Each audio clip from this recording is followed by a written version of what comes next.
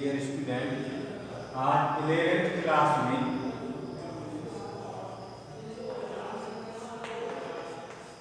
Topic आपका चल रहा था कॉम्प्लेक्स नंबर। तो कॉम्प्लेक्स नंबर में हम आपको कॉम्प्लेक्स नंबर यानी समृद्ध संख्याओं के बारे में बता चुके थे। आज उसके आगे उसकी जो एक्सरसाइज के न्यूमेरिकल है, न्यूमेरिकल में दो चीज़ें आएंगी, गुणात्मक प्रतिलोम, समृद्ध संख्या को a+ib के रूप में लिखना और उसका ध्रुवीय रूप। इन तीन चीज़ों के बारे में आज बताएंगे। तो सबसे पहले देखते हैं गुणात्मक प्रतिलोम किस तरह से लिखते हैं। क्वेश्चन नंबर आपका है पहला क्वेश्चन है। क्वेश्चन दिया गया है √5 और प्लस का 3i, √5 प्लस 3i। इसका हमें गुणात्मक प्रतिलोम लिखना है। गुणात्मक प्रतिलोम जैसा कि आपको पता है, कॉम्प्लेक्स नंबर को z से निरूपित करेंगे। तो z का जो गुणात्मक प्रतिलोम आएगा वो इस तरह का आएगा 1/z, और z की जब वैल्यू इसमें रखेंगे तो 1/√5 प्लस 3i इसका मान हो जाएगा। और अब इसको सॉल्व करेंगे वर्गीकरण करके। तो √5 माइनस 3i का ऊपर नीचे गुणा कराएंगे तो हमारा जो इसका गुणात्मक प्रतिलोम निकलेगा √5 माइनस 3i, और नीचे a plus B a minus B का फार्मूला बनेगा, आप जानते हैं इसको, a प्लस बी और a minus B, a square minus B square इसका मान होता है। तो इसको भी हम इस तरह से √5 का स्क्वायर करेंगे और माइनस 3i का स्क्वायर करेंगे। हल करने पर आपका आएगा √5 माइनस 3i, और अपने में आपका आएगा स्क्वायर से रूट खत्म हो जाएगा तो 5 आएगा, और माइनस का आपका 9i स्क्वायर आएगा, और i स्क्वायर का मान -1 होता है, इसलिए √5 माइनस 3i अपॉन 5 प्लस 9 हो जाएगा। तो इस तरह से √5 माइनस 3i अपॉन आपका कितना आएगा 14, और इसको अलग अलग लिखेंगे √5 14 माइनस का 3i अपॉन 14, क्योंकि a प्लस ib के रूप में इसको लिखा जाता है। तो गुणात्मक प्रतिलोम हमारा a+ib के रूप में जो आया वो इस तरह से आएगा। अगला क्वेश्चन दिया है संख्या को a प्लस केवल ib के रूप में लिखना है, जो कॉम्प्लेक्स नंबर का रूप होता है उसी रूप में लिखना है। तो अगले क्वेश्चन को देखिएगा।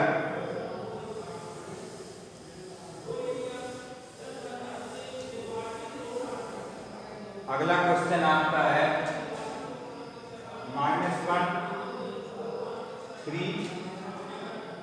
3 plus i√5 3 plus i√5 3 minus i√5, दूसरा ब्रैकेट है 3 माइनस i√5 अपॉन में आ रहा है आपका 3 plus i√2 3 plus i√2 minus अगला ब्रैकेट में है 3 माइनस i√2 3 माइनस i√2। अब इस क्वेश्चन को हमें समृद्ध संख्या के रूप में इसको लिखना है, और समृद्ध संख्या आपकी है a+ib के रूप में।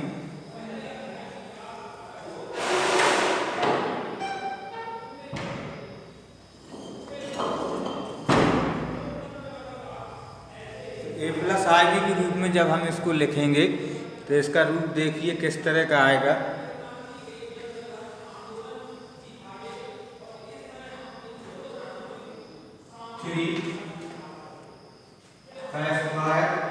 माइनस i√5 का स्क्वायर, और अपॉन में क्योंकि a plus B a minus B के रूप में लिखा है, और अपॉन में आपका आएगा 3 plus i√2 minus 3 plus i√2।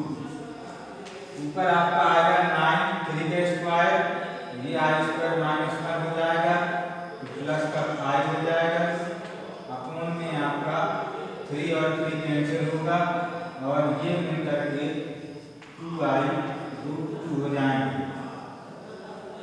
यहाँ आपका 14/2i√2 आएगा। इससे इसको कैंसिल करेंगे 7 आएगा, तो 7/i√2 आ जाएगा। तो ये हुआ a प्लस i के रूप में इसको लिखना है। तो इसका हम बताया था नीचे इसमें हर में i नहीं होना चाहिए। जब हर में i नहीं होना चाहिए तो इसके लिए हम क्या करेंगे कि i का ऊपर नीचे गुणा करा देंगे, 7i/-√2 आ जाएगा।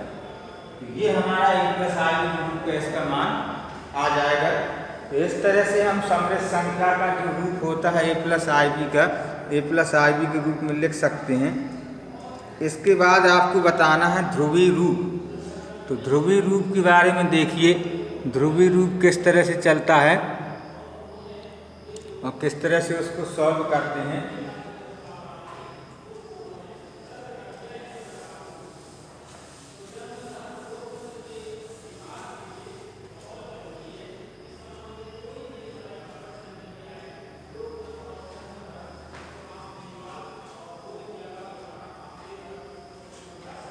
क्वेश्चन है i1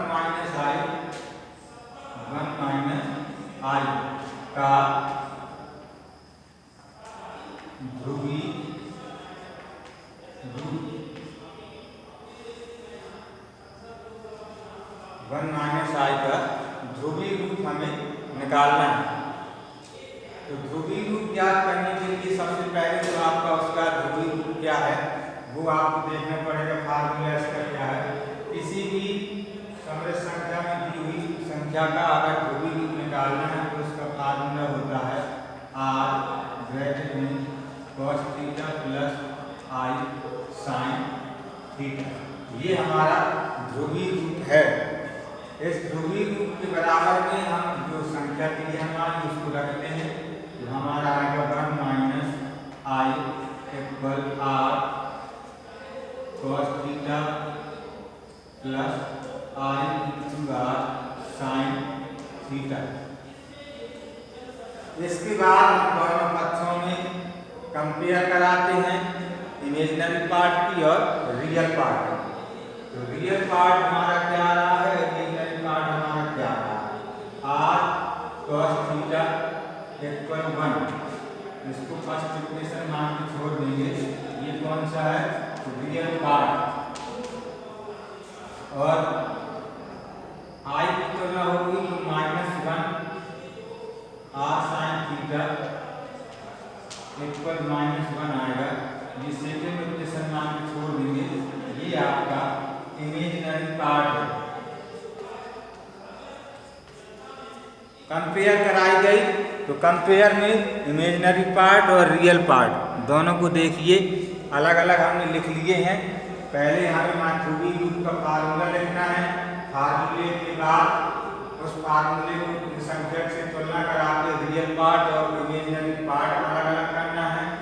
अब क्योंकि जो उसका रूप होता है ध्रुवीय रूप ये है, इसमें हमें ध्रुवीय रूप में लिखने के लिए दो चीजें ज्ञात करनी पड़ेगी। एक तो r की वैल्यू और दूसरा हमारे थीटा की वैल्यू हमें ज्ञात करनी पड़ेगी। तो r की वैल्यू और थीटा की वैल्यू जब हम ज्ञात करेंगे तो इन्हीं जो हमने जो दो इक्वेशन बनाए हैं, इन्हीं इक्वेशन की सहायता से हम इनके मान निकालेंगे। जैसे पहले हमें r का मान निकालना है, तो r का मान निकालने के लिए हम कौन सी कंडीशन लगाएंगे, r का मान निकालने के लिए समीकरण नंबर 1 और समीकरण नंबर 2 का वर्ग करके जोड़ देंगे। फर्स्ट इक्वेशन का वर्ग और प्लस सेकेंड इक्वेशन का वर्ग करके जोड़ देंगे तो हमारा आ जाएगा r² cos² θ + r² sin² θ equal में इसका वर्ग आएगा, इसका वर्ग आ जाएगा तो 2 आ जाएगा। यहाँ हम r² कॉमन कर लेंगे तो हमारा अंदर बचेगा cos² θ और sin² θ = 2 या r² = 2 आएगा तो r = √2 आएगा। हमने r की वैल्यू ज्ञात कर ली। अब r की वैल्यू के बाद हमें ज्ञात करना है थीटा की वैल्यू। तो थीटा कैसे निकलेगा? थीटा के लिए हम क्या करेंगे कि second equation divided by first equation. Second equation में फर्स्ट इक्वेशन का भाग कर देंगे। तो सेकेंड इक्वेशन हमारा क्या है? आर साइन थीटा, और फर्स्ट इक्वेशन है R cos theta equal R sine theta की वैल्यू -1, इसकी 1, आर से आर कैंसिल होगा, sine upon cos tan theta हो जाएगा, ये हमारा -1 आ जाएगा। और ये मान हमारा किसका होता है? टेन थीटा में -1। टेन थीटा में -1 का देखिए 135 का मान निकाल के देखिए टेन में। तो इसको हम लिखेंगे 180 माइनस, घटा के देख लीजिए 45। तो इसको हम क्या लिखेंगे? 180 माइनस 45, और क्या है इसके साथ में 10। 180 माइनस थीटा, 10 थीटा ही रहेगा, 180 में मान दिया गया है। चतुर्थांश देखिए, दूसरे चतुर्थांश से साइन धनात्मक होता है तो माइनस आएगा, -1 इसका मान हो जाएगा। यानी हम इसको ऐसा लिख सकते हैं -10 45 या π/4। तो थीटा इक्वल हमारा -1 आ जाएगा, इसका मान वैसे π/4 ही रख लीजिए। कितना आएगा? π/4। तो π/4 जब आ रहा है इसका मान, थीटा का मान निकाल के, तो जो हमें ध्रुवीय रूप में मान रखना था, ध्रुवीय रूप हमारा क्या दिया गया था? ये। तो इसमें मान रख देंगे। आर का मान कितना आया? √2, आर की जगह √2 रख देंगे। अंदर है cos, थीटा का मान भी हमारा π/4 आया, प्लस आई, और साइन में हम थीटा का मान π/4 आया। ये हमारा ध्रुवीय रूप हो गया। तो इस तरह से हम किसी भी समृद्ध संख्या का ध्रुवीय रूप ज्ञात कर सकते हैं। अब ध्रुवीय रूप के बाद आता है, ध्रुवीय रूप के बाद हमें ज्ञात करना है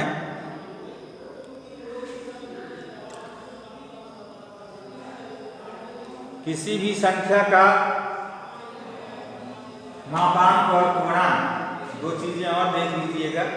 मापांक और पूर्णांक निकालेंगे तो किस तरह से उसके मापांक और पूर्णांक निकालेंगे। तो इसको ध्रुवीय रूप को आपने समझ लिया। एक बार और इसको रिपीट किए दे रहे हैं, ध्यान दीजिए। क्वेश्चन हमारा था 1 - i, इसका ध्रुवीय रूप निकालना था।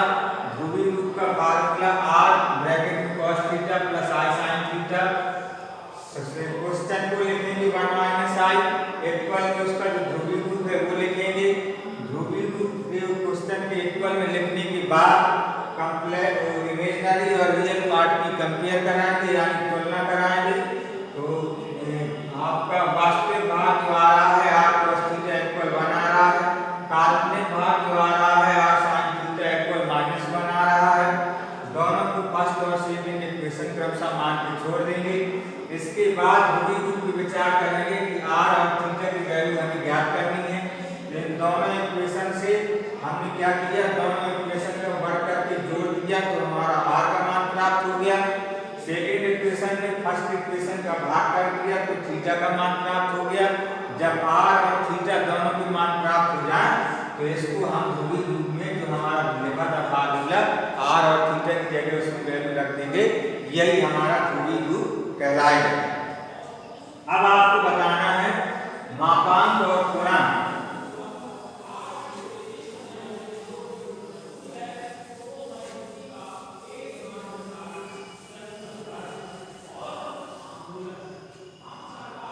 मापांक और पूर्णांक देखिए, क्वेश्चन दिया है आपका z इक्वल -1 और -i√3। z equal -1 -i√3। इसका आपको मापांक भी ज्ञात करना है और पूर्णांक भी ज्ञात करना है। दोनों को पहले फार्मूले देख लीजिए। मापांक निकालेंगे तो ये इसका प्रतीक है, हिंदी में इसको मापांक लिखेंगे। इसका फार्मूला होता है रूट के अंदर वास्तविक भाग का वर्ग यानी रियल पार्ट का वर्ग प्लस इमेजिनरी पार्ट का वर्ग। ध्यान से सुनिए, मापांक को क्या करते हैं, क्वेश्चन में जो वास्तविक और काल्पनिक भाग दिए हैं उनका वर्ग करके अंदर रूट के अंदर जोड़ना, वो आपका मापांक हो जाएगा। तो हम देखेंगे कि क्वेश्चन में हमारा कौन सा वास्तविक भाग है, कौन सा काल्पनिक भाग है। तो वास्तविक भाग हमारा -1 है, इसका स्क्वायर कर देंगे, और काल्पनिक भाग हमारा -√3 है, तो इसको -√3 का वर्ग कर देंगे। तो इस तरह से हमारा जो मान प्राप्त होगा ये हमारा मापांक कहलाएगा। किसी भी समृद्ध संख्या का अगर मापांक निकालना है तो मापांक के लिए हमने आपको फार्मूला बताया है, जो इसी तरह से आप मापांक निकालेंगे, वास्तविक भाग का वर्ग प्लस काल्पनिक भाग का वर्ग। पूर्णांक के लिए क्या है, पूर्णांक का फार्मूला जो होता है इसको tan थीटा से प्रदर्शित करते हैं। इसका जो फार्मूला होता है -b/a होता है, लेकिन अगर वास्तविक काल्पनिक भाग के हिसाब से लिखें तो b इमेजिनरी पार्ट और a क्या है, रियल पार्ट। क्योंकि संख्या हमेशा इस तरह से लिखी जाती है a+i/2, तो a आपका वास्तविक भाग बन जाएगा और b आपका काल्पनिक भाग बन जाएगा। तो इस तरह से हम इसका पूर्णांक ज्ञात करेंगे। तो इमेजिनरी पार्ट इसमें क्या है, -√3, तो नीचे -√3 कर देंगे, और इमेजिनरी रियल पार्ट आपका -1 है और इमेजिनरी √3 है -1। तो इस तरह से √3 ये आपका पूर्णांक निकल आएगा tan थीटा का मान। तो इस तरह से आप मापांक और पूर्णांक ज्ञात कर सकते हैं समृद्ध संख्या में। आज हमने आपको 3 चीजें बताई हैं, मापांक, पूर्णांक, ध्रुवीय रूप और समृद्ध संख्या को a+i/b के रूप में लिखना। इन 3-4 चीज़ों से रिलेटेड जितने भी क्वेश्चन हैं, न्यूमेरिकल हैं इसके, उसको आप आज सॉल्व करेंगे। सॉल्व करने के बाद कल इसके अगले एक्सरसाइज पर या इसी एक्सरसाइज के और भी अभी न्यूमेरिकल होंगे, आज आप इनको सॉल्व करेंगे। इसके बाद कल आगे इसके सवाल बताए जाएंगे। धन्यवाद।